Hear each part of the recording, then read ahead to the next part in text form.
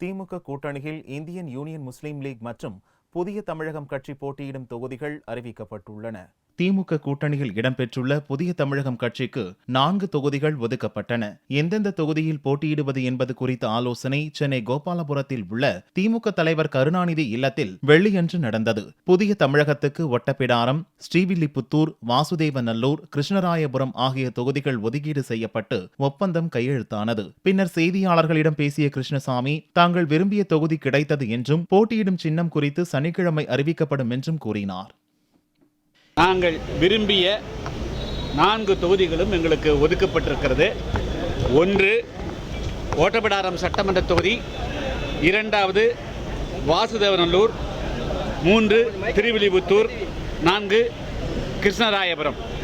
இந்த 4 தொகுதிகள் குறித்து திராவிட முன்னேற்ற கழகத்தினுடைய தலைவர் டாக்டர் கலைஞர் அவர்கள், அதே போல நாங்களும் இருவரும் கையொப்பமிட்ட இந்த ஒப்பந்தம் நிறைவு செய்யப்பட்டிருக்கிறது. இந்த 4 தொகுதிகளுமே நாங்கள் விரும்பி கேட்ட தொகுதிகள்.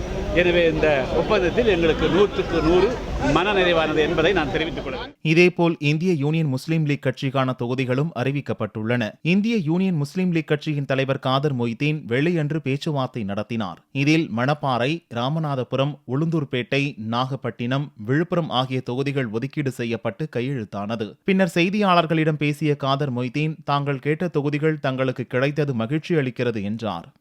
டாக்டர் கலைஞர் அவருடைய முன்னிலையில் அந்த பெயர் பட்டியலோடு உடன்படிக்கை நிறைவேற இருக்கிறது. அந்த உடன்படிக்கை நிறைவேறிய பிறகு என்னென்ன தொகுதியில் என்று அறிவிப்பார்கள்.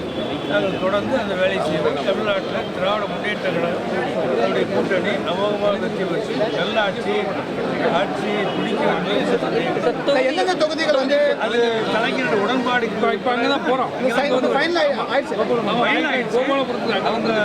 அவங்க கலைஞரை வந்து கையெழுத்து போட்ட பிறகு